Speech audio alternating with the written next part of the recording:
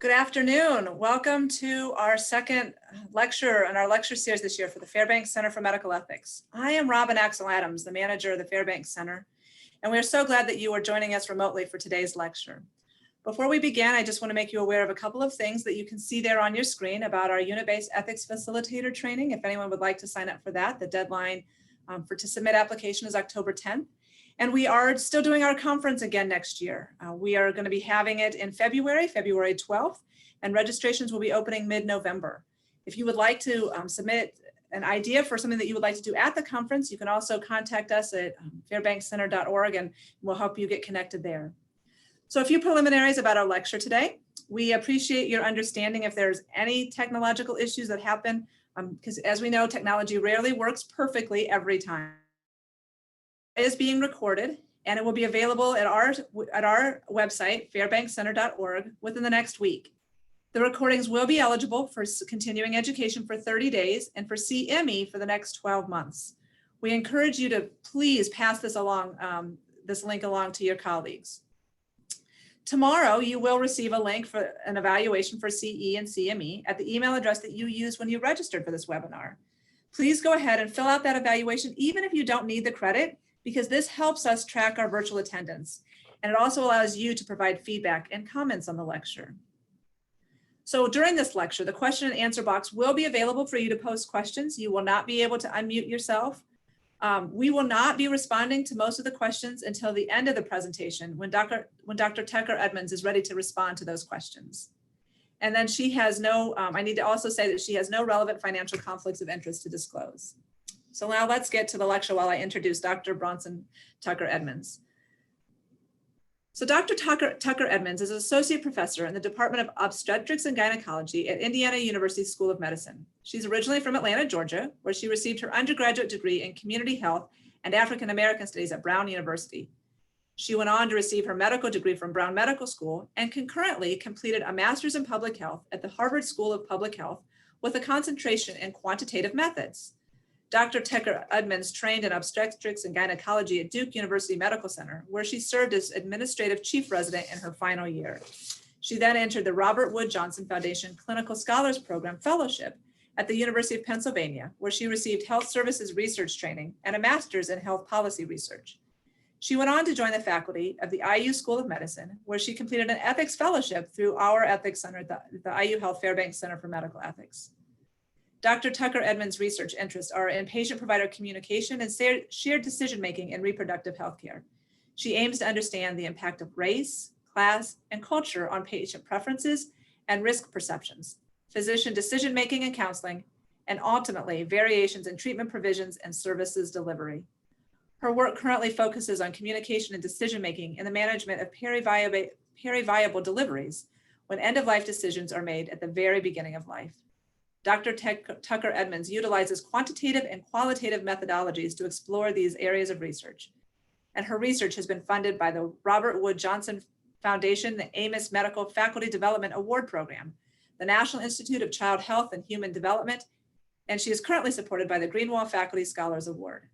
She and her husband, Joseph, have a daughter, Zora, who is the delight and love of their life. So now I will turn this over to Dr. Tucker Edmonds, and thank you so much for sharing with us today. No, it's really my pleasure. Thank you guys so much for the invitation. As noted, I am an alum of the fellowship in clinical ethics, and really have always felt a very sort of place of sort of a home away from home, I guess, when I think about sort of back in the day being over in Methodist in the in that sort of workroom that we were in. The faculty there and the fellows that have followed are always tremendous and hold kind of a really near and dear place in my heart. So I'm always excited for an invitation and an opportunity to engage with that community and the broader community that I understand is sort of gathered here. So we're going to spend some time today talking about discussing death and dying with African Americans in a piece that I've titled Just Dying Prematurely. My objectives are as follows. We're going to briefly discuss racial differences that have been described in end-of-life decision-making, specifically around sort of advanced care planning and hospice utilization. And then we'll spend the majority of our time really attempting to better understand these differences by exploring historical and cultural factors that may contribute to African-American patients' sort of preferences for life-sustaining interventions. In particular, we're going to look at the impact of what I've sort of described as untimely death, unequal treatment, and faith traditions that translate into a notion of sort of the not so good death. And we'll finish up with considering the implications for these differences for our day-to-day care, with me presenting sort of a counseling framework I developed called the 5 F's framework. So all of that will make sense by the time we leave today. I don't have any financial disclosures, as has been noted, but I do have 2 disclaimers that I like to start my talk with. The first is that I'm going to be talking to you today about race, and I recognize that race has been utilized and can serve as a proxy for a number of things. I think most readily and potentially most misunderstood is that it's often used as a signifier of biological or genetic difference, when in fact there's actually been lots of data for a long time that's confirmed that we actually have more genetic difference within racial groups rather than between. And so while that sort of marker of ancestry, you know, kind of has been assigned, I talk about race as a social construct. I talk about it recognizing that while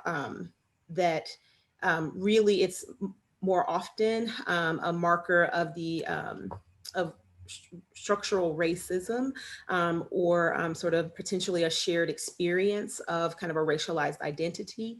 I think a lot of people will come sort of raise a hand at some point and say, but what about race and class? I think it's really important to understand that race isn't really just a marker for class. It's our history's it's our nation's history of legally kind of prohibiting and systematically excluding African Americans from kind of equal opportunities around employment and education and homeownership, wealth attainment, you know, those things happening, accumulating over generations that have created an intertwined relationship around race and class, but not one that's inextricably linked or sort of essential. And so in this conversation, we're really going to be talking about race, again, as a social construct, really a marker of structural racism. And in the ways that I'm talking about it today, we're going to be talking about it specifically as a marker for culture. We'll come back to what I mean by virtue of that. But the other thing that I say as a disclaimer always in going into any conversation about race is that this is not about sort of a singular Black experience or Black perspective. My hope is not that you would walk away with the notion of like a cookie cutter, one size fits all kind of notion about what any given patient that presents might have as their lived experience or their sort of self-identified sense of culture. But I do want to sort of talk about it in terms of a potentially shared worldview, potentially a set of shared values or norms or patterns of behavior that you may see in groups of individuals that have had a shared experience, be it kind of a marginalized experience around race in this case. And really the point that I want to make with sort of thinking about this common cultural context or worldview is that that may then inform the way that you're making illness, that people from that group or background are going to make sense of illness and suffering and dying. So I'm going to show you a couple of slides there to try to bring that to try to put that into focus. I actually gave this talk to the Department of OBGYN originally in March of 2012. And I sort of started with this slide when I walked in. I'm sure they were like, what have we gotten ourselves into? Because it was sort of on the heels of Trayvon, it was within weeks actually of Trayvon Martin having been shot and killed.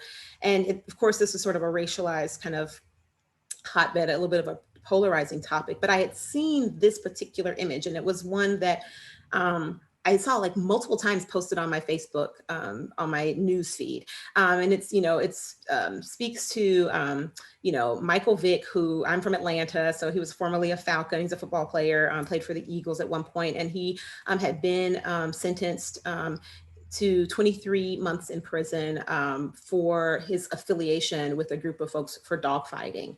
And then that was sort of being contrasted with George Zimmerman, who was at that point and would go on to be acquitted, sort of allowed to walk around free after killing an unarmed Black teenager. So again, this wasn't like one time. This was like multiple people were posting this in the social media space and the sort of the circles that I knew.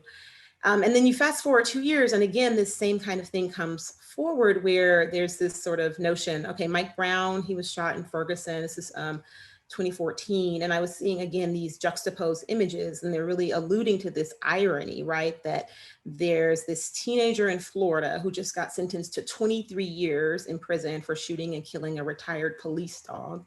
Whereas the police officer who had killed Mike Brown walks away without indictment. And then I kind of fast forward to this like present moment. I don't know for those of you who are aware of this incident that happened over the Memorial Day weekend. Christian Cooper was a bird watcher, a Black man who had confronted a white woman, Amy Cooper, about the fact that her dog wasn't on a leash as it was supposed to be. And then she made a phone call to the police saying that there was a Black man threatening her in the park.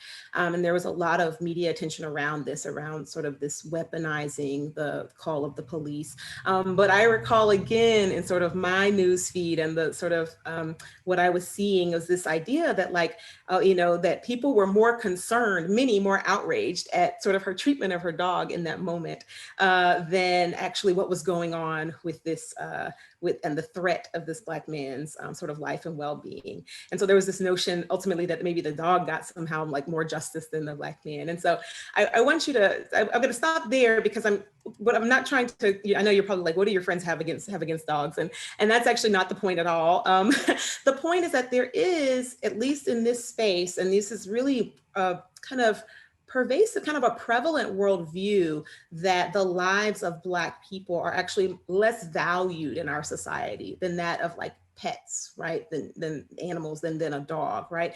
And that there's this sort of deep and abiding fear that the life, be it of your son, brother, nephew, husband, right, might be viewed as sort of less important, less valued in the eyes of our society. And so the central thesis of the talk that we'll have today, the time we'll share together, is that there is a shared worldview or set of assumptions that operate about the humanity of Black folks and how Black lives are valued that then informs our understanding of Black death and how Black deaths are valued. So this journey began for me at the bedside. I was a resident, a fourth year, on our oncology rotation, and we encountered a patient, Mrs. P, we'll call her, and she was 68 years old, African-American woman with 6 children, so she had sort of a large family, and she had recurrent progressive ovarian cancer. She came in with nausea and vomiting, abdominal pain, this sort of a classic picture for a bowel obstruction. And what that typically suggests is that there's sort of a tumor burden that is blocking or pinching sort of the intestines so that you can't move food through. So we took her to the operating room, and it was really one of those situations where we kind of opened up and almost thought, like we call them peek and shrieks, where we were like, oh, maybe we shouldn't even try to do surgery because of the extensiveness of the tumor burden.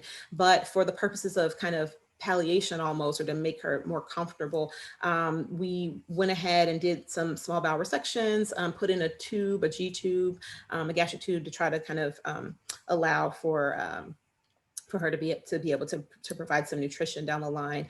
But sure enough, as we suspected, this was certainly not curative, but even didn't necessarily even relieve her symptoms much. And she continued to have these persistent symptoms over sort of a 3-week period. And she just sort of remained in the hospital, really not improving in her status. And so at this point, the team begins to broach the topic of hospice with the family, really on multiple occasions, but they were resistant, and they were really focused on rehabilitation rather than palliation. And so we entered the room. This is about hospital day 24. And the conversation went something like this. My fellow said, we're not optimistic. And then the patient's daughter said, "We understand that you're not optimistic, but we are." And then the fellow said, "Well, we want to be realistic." And the patient looked up, not even her daughter, but she actually kind of chimed in at that point. She says, "Well, we're looking for a miracle." So almost every almost every physician who's cared for a dying patient has come to this crossroad at some point. My time at Duke, I found that it was too frequently, these were the types of conflicts that were coming up in interactions with our African American patients in particular. And then I was sort of seeing a dynamic whereby patients were being labeled as like problem patients or difficult, sometimes even belligerent.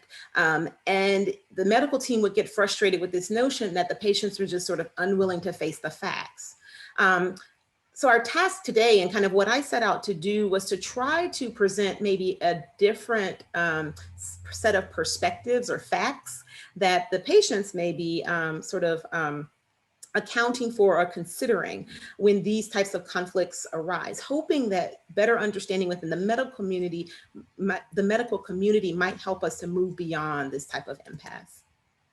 So Ms. P is really not unlike thousands of Black women and their families who find themselves in this position facing terminal illness. We know that African Americans underutilize hospice care and they're underrepresented, sort of disproportionately so, at sort of pretty consistently. And I update these to the most recent data almost every time I give the talk. And so with some of the more recent data that's out, they're about 8.2% of the hospice population, where it's about 12, 13% of the population. And that number's been pretty stagnant since I started giving this talk in 2012. And since the late 90s, there had actually been sort of this growing body of literature that had documented racial and ethnic difference in end-of-life decision-making and end-of-life care. These were some of the earlier data that came out where this is sort of a study where they interviewed 540 proxy respondents of recent decedents. And they found that even after controlling for, age, gender, educational level, marital status, a host of social-demographic factors, that Black decedents were significantly less likely than white decedents to discuss treatment preferences before death, to complete a living will, to designate a durable power of attorney. And then when they looked at their treatment decisions, they were more likely to involve sort of limiting care in certain, whites were more likely to, for their care plans to involve limiting care in certain situations or withholding treatment before death. Whereas, by contrast, the treatment plans for Blacks were more likely to be based on a desire to provide all the care possible in order to prolong life. And these are sort of kind of more, a decade later, looking at discharge data, 41,000 fee-for-service Medicare recipients. Again, they were looking at these, what they called kind of markers of high intensity care at the end of life, and found sort of across a number of sort of minoritized racial and ethnic identities that groups were more likely to have these high intensity care with, chemotherapy within 14 days of death, or multiple ED visits, multiple hospitalizations, dying in the hospital, those types of measures. And so there's sort of have been ample quantitative evidence that some of these differences or trends seem to exist, but I was really interested in understanding why they existed. And so I turned to a body of qualitative literature, kind of trying to understand sociologic and historical texts that might explain this dynamic. And that's where I came to this concept of untimely death, as sort of defined by Carla Holloway, who was a professor of English and law at Duke at the time. And she'd written a book called Passed On, African-American Mourning Stories, and really sort of developed this phrase and this concept of Black death and dying, which she describes as a century-long experience that is characterized by a particular vulnerability to untimely death. So she basically explores the thesis that the history of African Americans in America is a history filled with violence and death, and that death has in turn uniquely shaped every aspect of Black community, from the religious to the political to the economic. And then she sort of chronicles that history bringing particular attention to the ways that lynchings and riots and assassinations of Black leaders throughout the last century sort of have displayed Black death and Black people dying in particular brutal and public ways. So much of her book is really describing the way that that history has uniquely impacted the collective psyche of the Black community and its relationship to death and dying. And it's this, I had been using this slide actually before the first time I gave this grand rounds at IU. And then I realized almost while giving it that this is actually an image from Marion, Indiana, from Marion County. So this is here in August of 1930. But we needn't harken back to, the noose sort of in 1930s when we're still contending with the knee on the neck in 2020. I have a white colleague who recently described sort of her life and worldview as being sort of before George Floyd and after George Floyd. And while I really appreciate how this summer's events have kind of created and served as a bit of a watershed moment for many, particularly many of my white colleagues and allies, I have to say, that for the Black community, this is not necessarily a new development. And in many regards, kind of can feel like more of the same. And so I mentioned Michael Brown's death. And when these tensions over the fatal shooting sort of rose in 2014, I was reminded of Holloway's thesis because one of the primary grievances of the community members was that the police had left his body, sort of the dead body, unattended to for more than 4 hours in the street. And so I was thinking about Holloway's thesis and thinking about how that marks a community, right? To see a neighbor's child, sort of lifeless body left lying in the street, like a dog, right? Like kind of back to where we started this conversation. And then like right on the heels of Mike Brown's verdict coming out, another video had been released, and that was Eric Garner. And, you've seen the signs about, I can't breathe, we can't breathe, but this is really the first time that someone was choked to death on camera. And in this case, he was selling cigarettes illegally, and then an officer is utilizing a chokehold that was sort of prohibited actually, and someone caught on video his death. And I don't know for the folks in this audience who all saw it, there was no one in my social circle, again, sort of thinking about that shared worldview who didn't. And what was most striking, again, the fact that this was one of the first videos that really went viral so that everybody saw it and everybody watched him say, "I can't breathe" 11 times before succumbing to his death. And so again, I think thinking about sort of Holloway's thesis, we fast forward into 2016, and then just within 1 day apart, there were 2 more videos that were released. Alton Sterling, being shot after sort of being, he was detained on the ground. He was selling CDs outside of a gas station in Baton Rouge, and was sort of shot, point blank range. And there was significant upheaval and protesting around that. And then of course, Philando Castile had been pulled over for a traffic violation and was shot with reaching for the cell phone, even after announcing that was what his intention was. What I was reminded about, again, with Holloway's thesis in these situations is that in both times, you see these pictures of children here, and his girlfriend's 4-year-old daughter, you can hear it on the video that she's saying, "Okay, it's okay, mommy, like, don't cry, mommy, it's gonna be okay, mommy." And then to see sort of his son at one of the press conference just wailing at the loss. And so again, she talks a little bit, or I think about what is the impact on families, the trauma for children, sort of the public sort of reverberation for these moments.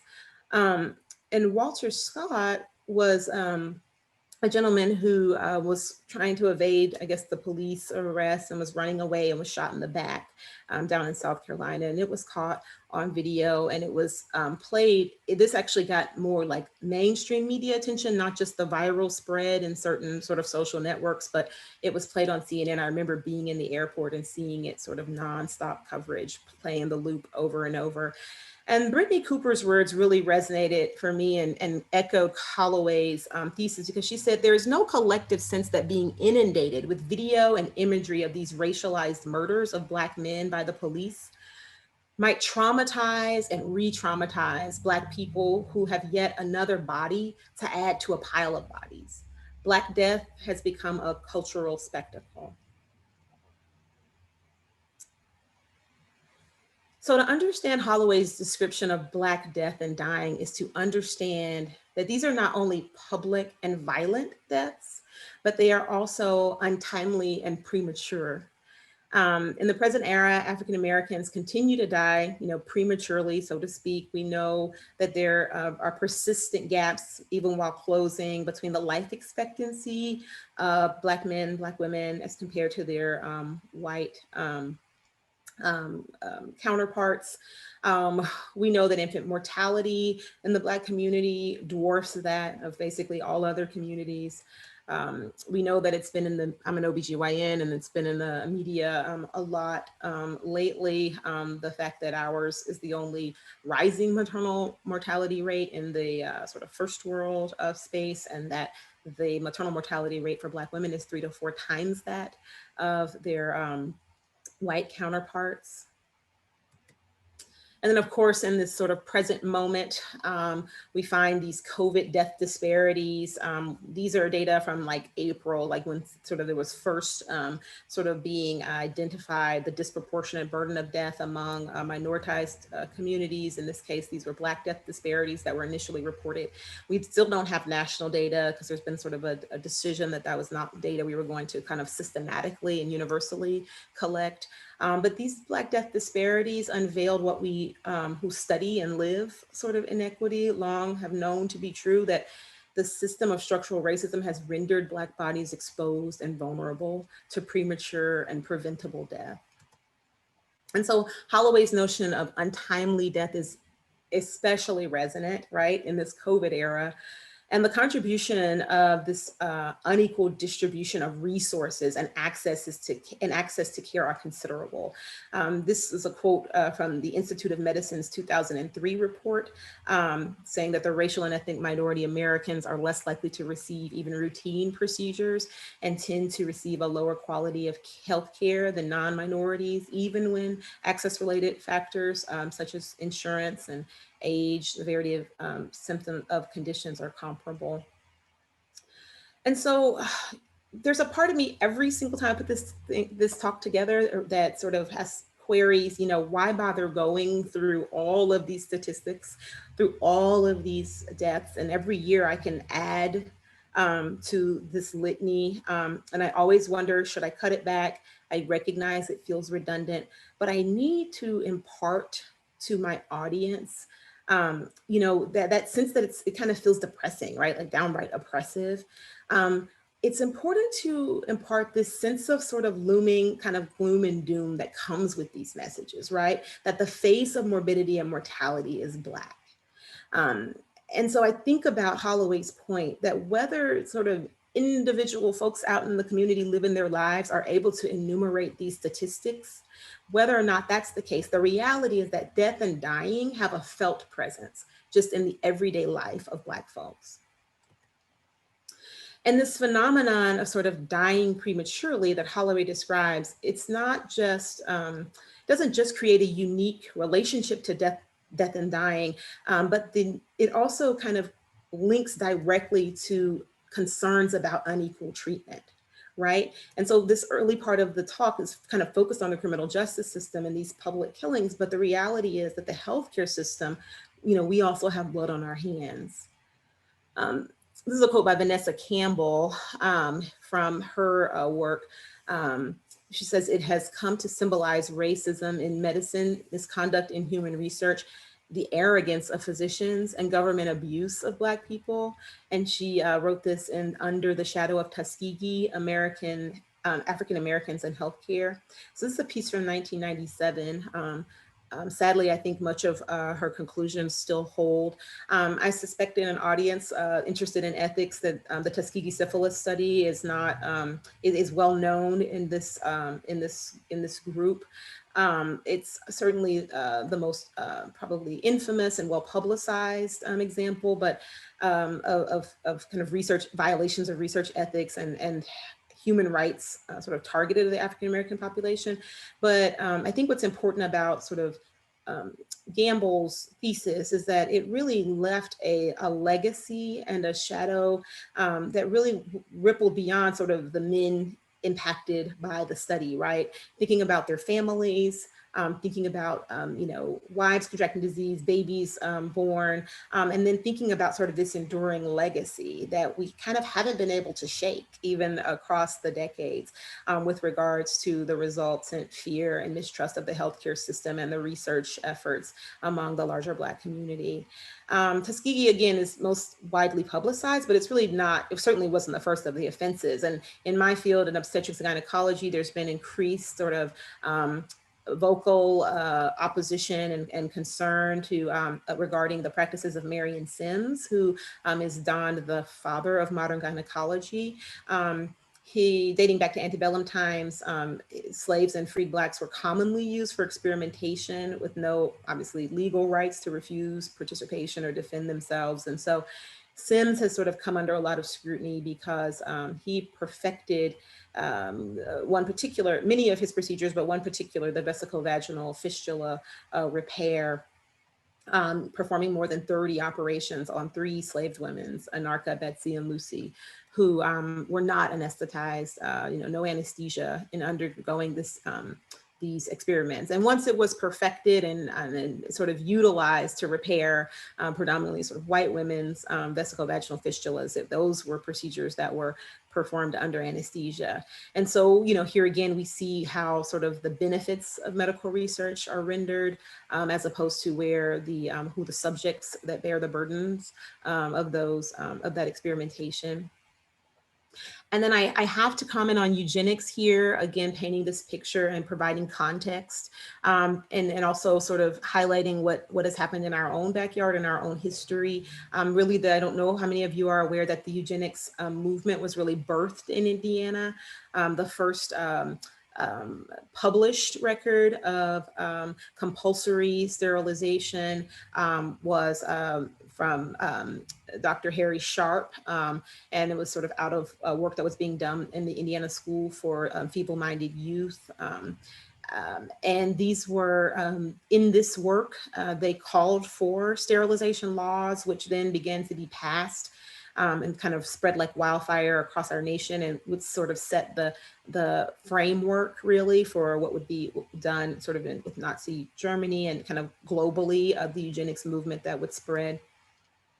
And though there was resistance, and a lot of those formal laws came off the books after some time, after several decades, we know that the practices were continued well into the 70s, and that some were so widely practiced in terms of women having coerced sterilizations without their knowledge or consent, that the procedure had come to be known as the Mississippi appendectomy. Well into the 70s. And so there is this sort of pervasive fear of genocide that also exists. And that sort of has been seen, if you look back through campaigns around, suspicions around sickle cell, looking at family planning and contraceptive programs. HIV was thought by many to potentially be something that was introduced into the African-American community as a form of genocide. And that certainly has been sort of speculated, whether COVID is man-made, government-made, introduced into communities of color, et cetera. So while these things may seem like kind of paranoia, conspiracy theory, the reality is that these are things that are kind of widely kind of speculated, whether or not they're entirely believed to be true. It's not necessarily dismissed that they're not, and that this continues. We see this across decades. And so there's a sense in our community that if you are poor or you're a person of color, you are a guinea pig. And there's a fundamental belief that Black life is not valued like white life or any other life in America. And so this is really, these are Gamble's words and how she summarizes this sentiment. At issue is the concern that America continues to value the lives and humanity of some groups more than others.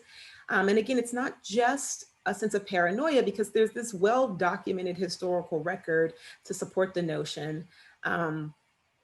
And I think where I want us to land with this and the arc of this conversation is that for those of us who are navigating these conversations and taking care of the dying patient, there's this unspoken question to the medical profession that's, do you value my life? And if the presumed answer is no, then how can I trust you to decide when it should end?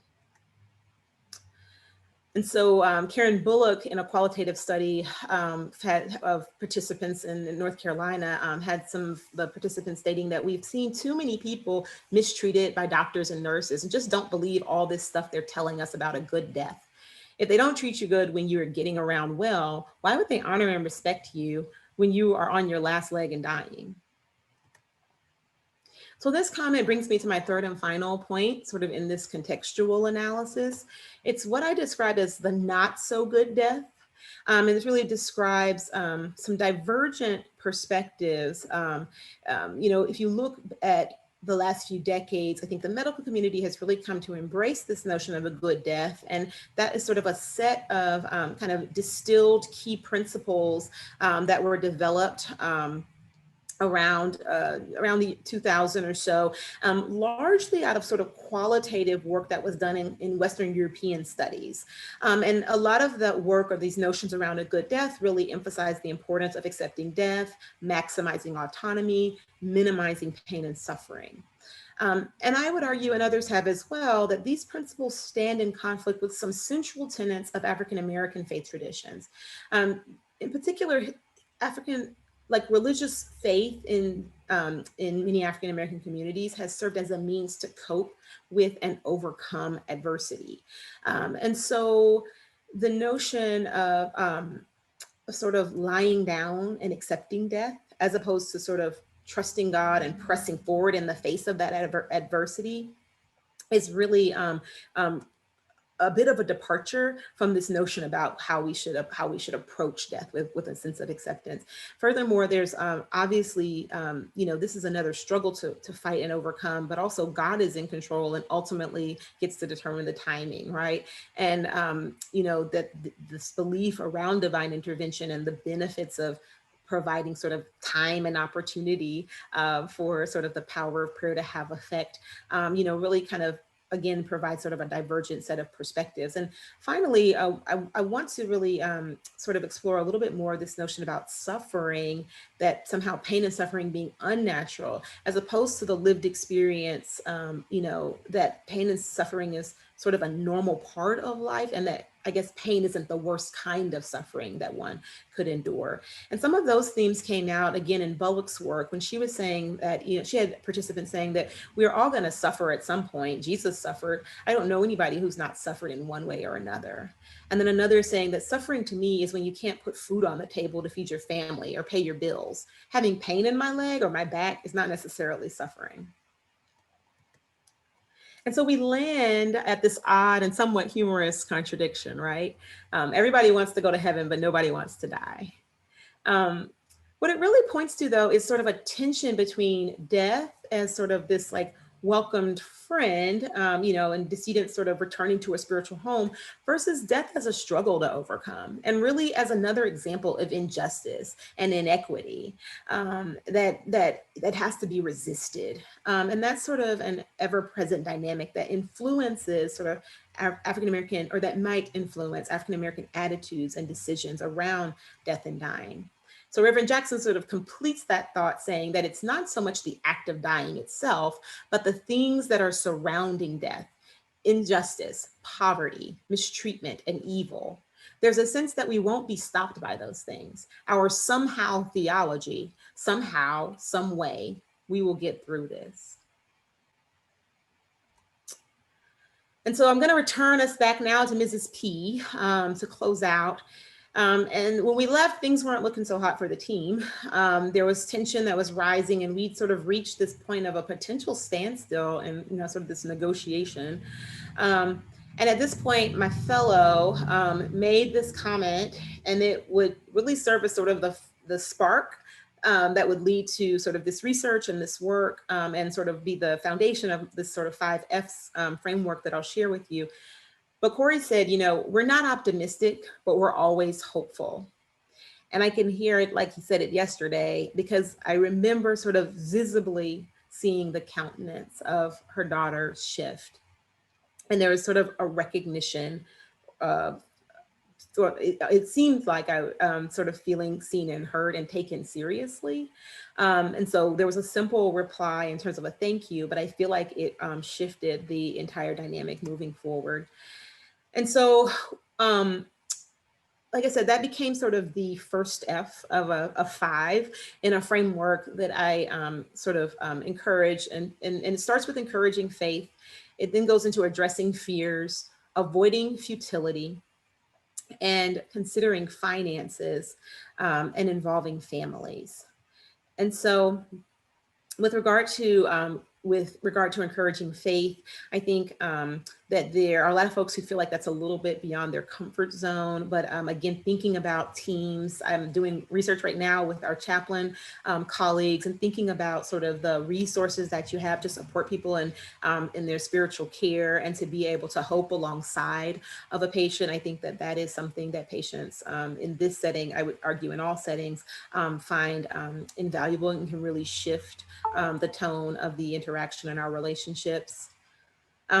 As we move toward the second F, addressing fears, there sort of may be like this unspoken question that we talked about, like, do they value my life? And it may be kind of the elephant in the room. And so I have encouraged folks to really invite patients to be able to voice those concerns. This can offer the opportunity to earn trust, to reassure patients that we're working in their best interest, or just to invite narrative, right? So this is just a phrase or a sample. Have you heard stories about patients being treated unfairly or getting less care than they deserved at this hospital? I've heard those stories too. Tell me what you've heard, what you've experienced. Or sometimes rather than coming head on with it, you can use that hypothetical patient. I've taken care of patients who've had family members who were treated unfairly in this system or in some other. And so trying to figure out a way to find a point of entry to allow people to express that if that's their experience, but approaching it from a place of curiosity, not like, oh, this must be your experience. Talk about avoiding futility. You could certainly say there's nothing more that we can do to treat you, so we're going to try to keep you comfortable. But reframing that language, the chemotherapy and radiation aren't working to treat the cancer, but we want to do everything we can to treat your pain and nausea. Just that simple reframe where there's a sense of sort of active management or treatment of symptoms rather than a withdrawal can be really important and meaningful when you're caring for populations that have historically been disadvantaged or disenfranchised and had access to less and perceived that really, be it real or perceived to be their experience. That notion of actively continuing to manage and care for them may be an important shift in the framing. Considering finances. So we already mentioned that race and poverty are intimately intertwined because of our nation's history. And so studies do suggest that there are different levels of financial impact and home care patterns based on race, that African Americans in particular are more than twice as likely to state that family members have to, report financial hardships due to savings depletions or difficulty paying for care, or that they're having family or friends or home care workers sort of providing that home care. And it's important to note that, when patients have to sign the statement electing hospice care instead of routine sort of Medicare Part A hospital benefits, that again can be perceived as a loss and kind of effectively losing benefits in a system where they already perceive themselves to be disadvantaged. So being attentive to sort of these financial burdens and the financial implications is an important piece of this puzzle. And then finally, sort of involving family, just just briefly to address family dynamics that need to be considered as far as implications for clinical care. We know that family members of African-American descendants have stated in previous work that they were less likely than those of white descendants to rate their care as being excellent or very good. And a large part of that was because of what they reported as absent physician communication, problematic physician communication, or a lack of concerns about not being informed or being well informed. And so this is sort of particularly sort of relevant and I think poignant as we think about this moment with COVID and visitation restrictions and having to try to figure out, having to trust that there's a team of people that you at baseline may not trust have your loved one's best interests, and then being that much more removed from being able to advocate for, ask questions, or even just communicate with the providers. So these are really key considerations. And so in attending to faith and fears and futility and finances and family, the real ultimate goal is engagement and fostering sort of patient-centered communication. And so this is, I ended up going on from residency into fellowship and doing work around shared decision-making. So before I even knew that shared decision-making was a thing, I knew that if we were going to engage patients, it was going to require and involve inviting narrative, establishing shared meaning, managing expectations, and communicating respect. And so I'll close by returning to where we began. And I can't underscore this point enough because I really don't want to be mistaken as providing a cookie cutter solution for a complex set of problems. But even as we consider the role for like culturally relevant and targeted interventions, we really have to remember that you have to tailor all of your care to the individual that's in front of you, to their lived experience. And that's why I think those tenets around communication and shared decision-making are key. That said, I do believe that opening up dialogue, inviting the patient's narratives, actively listening and really, attending to their lived experience is going to sort of help us to really achieve that goal for that patient-centered care that we're striving for, and not necessarily putting people in a box assuming what their Black experience or Black perspective is. So I don't want to say take all of what I said with a grain of salt, but take all of it, recognizing that it's about the individual, but appreciating that there is a cultural context that may inform their meaning making in these moments. The only other asterisk that I would put is that this is very much, when I talk about culture, this is, and a lot of the research that's been done has been more specific to the African-American, meaning descendants of enslaved enslaved Africans, experience of care. Like I said, a lot of work out of North Carolina and sort of places in the Southeast.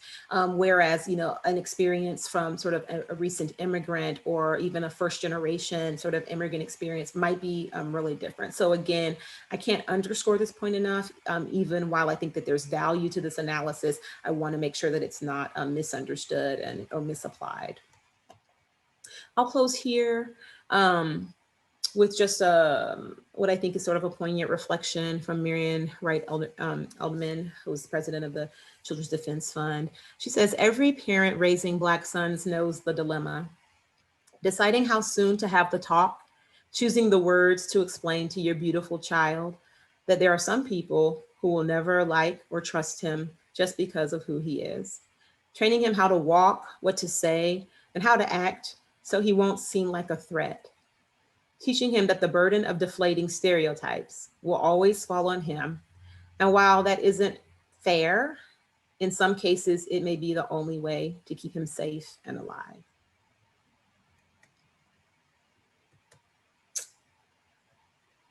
Thank you all for your attention. Brownsyne, thank you so much for that helpful and hard lecture. All right, so there are some questions that I'd like to ask. Should we stop sharing, or is it okay? It's up to you. You can stop sharing or you can keep on. It depends. I'll leave it. It's okay. So the question is, will providers take time to have these conversations with patients? I feel like so many rush through things so they can get on to the next task or the next patient.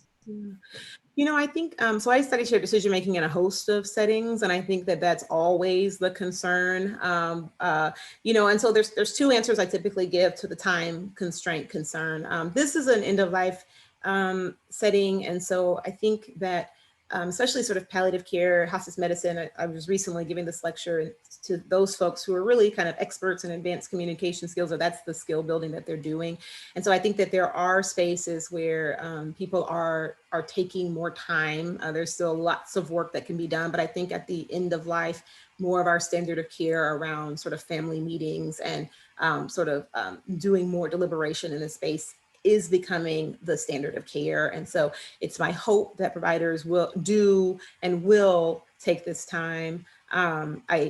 Again, how uniformly that's applied, we understand that we operate in imperfect systems, but that is, I think, the expectation at this point, particularly with end of life discussions.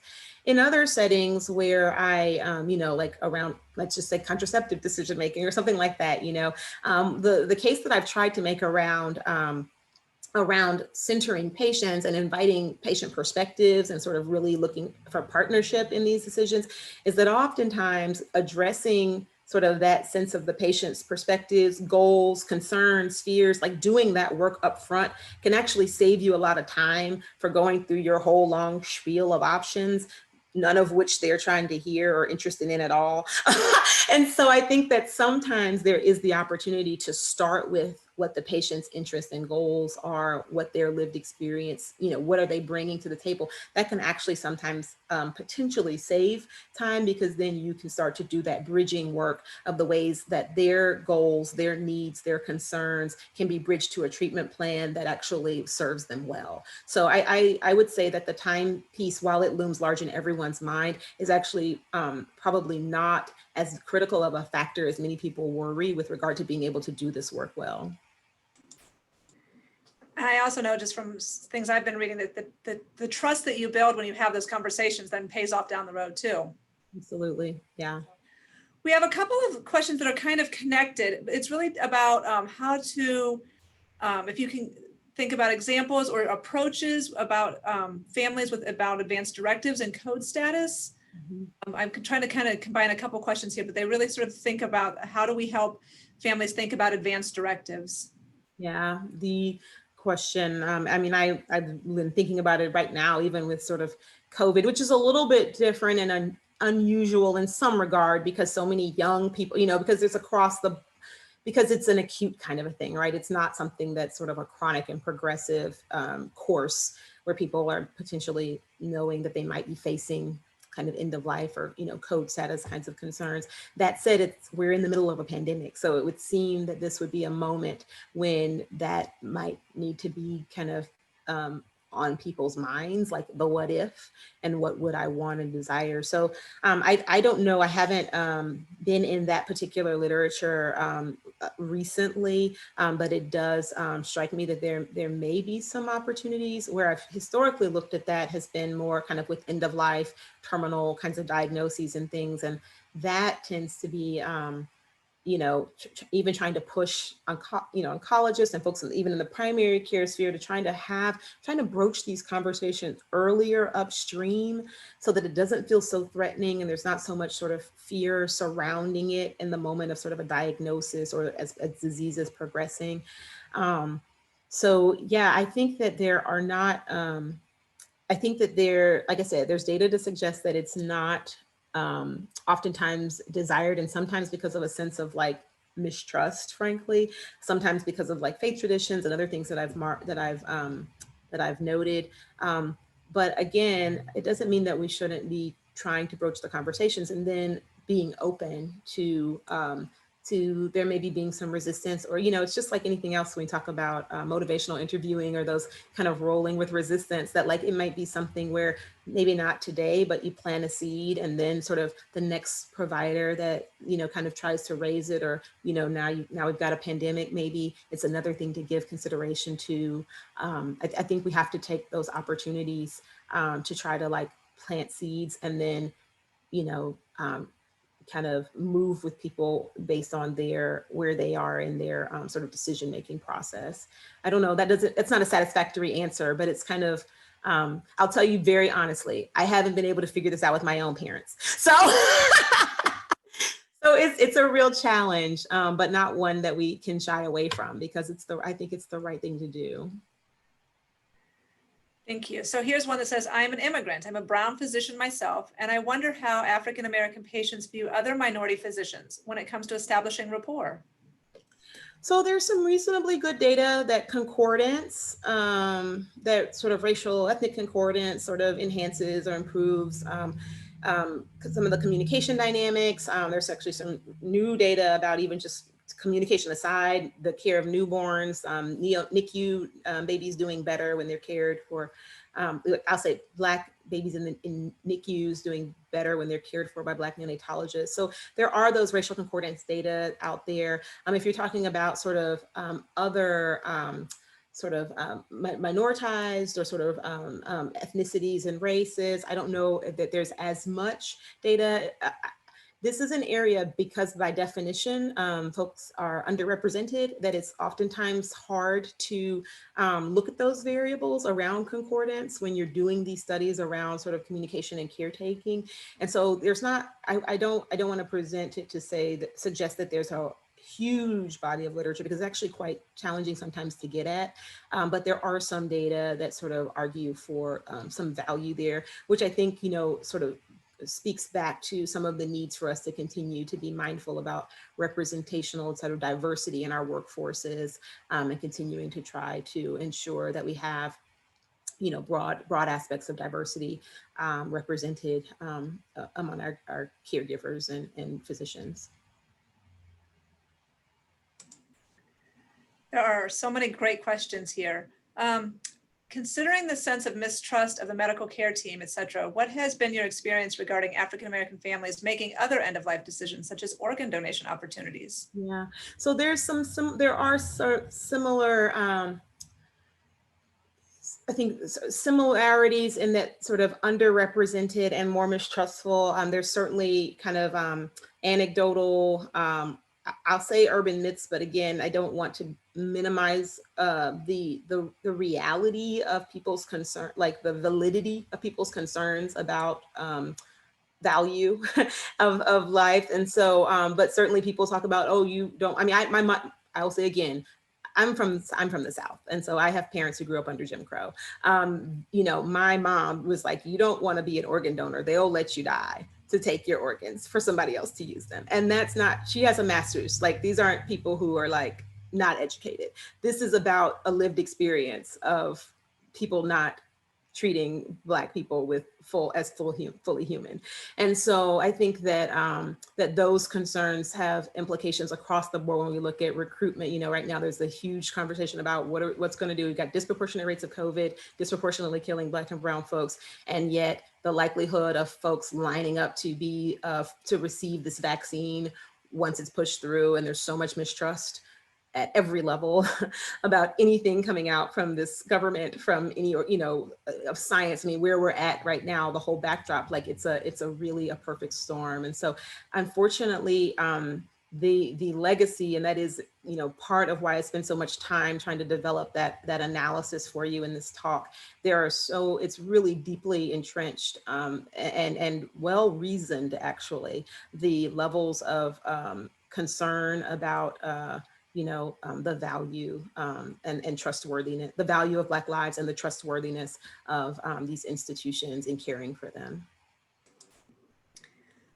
I think we have time for one more question, and the question is around the data that you showed for 2017 that shows that a small percentage of Blacks utilize hospice care, which you said has held for years.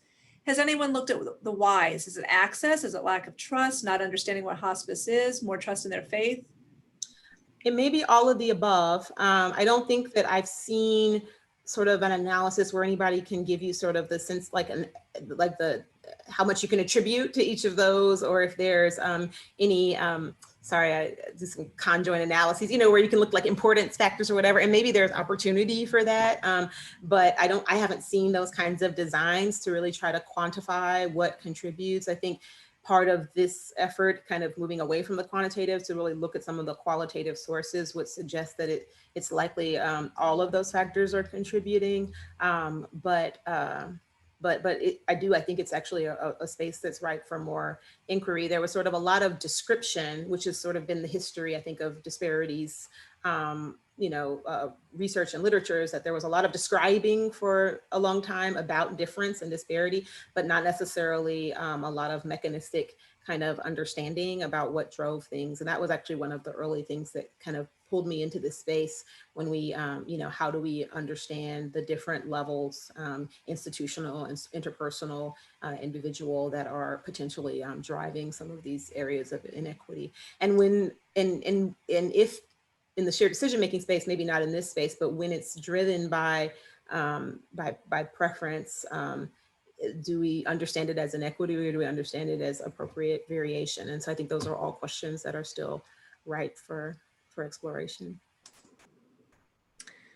We have so many more questions, but we have run out of time. So if you note in the chat that if you did not get your question answered and you would like to still ask it, you can send an email to kmontz, KMONTZ @iuhealth.org. We will forward those to Brownsyne, and she will hopefully respond, and may take a little bit of time because she's a busy woman, but I know that she will engage you, because there are some really good questions here that I'm so sorry. No, I'm looking at them now. There's so many great questions. You guys have been a great audience. Thank you for your attention and for your sort of thoughtful considerations of the ideas that I shared. And thank you guys for the invitation.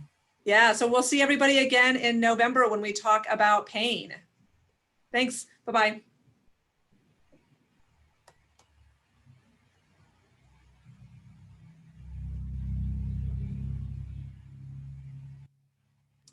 You guys need me for anything, or should I head out? I think you're okay. Actually, people can still hear and see us. So I would just warn you that we can say goodbye and we can talk others later. Yeah, no problem. I just wanted to make sure it was okay. I appreciate that. Thanks, Brownsyne. See you. Thanks, Brownsyne.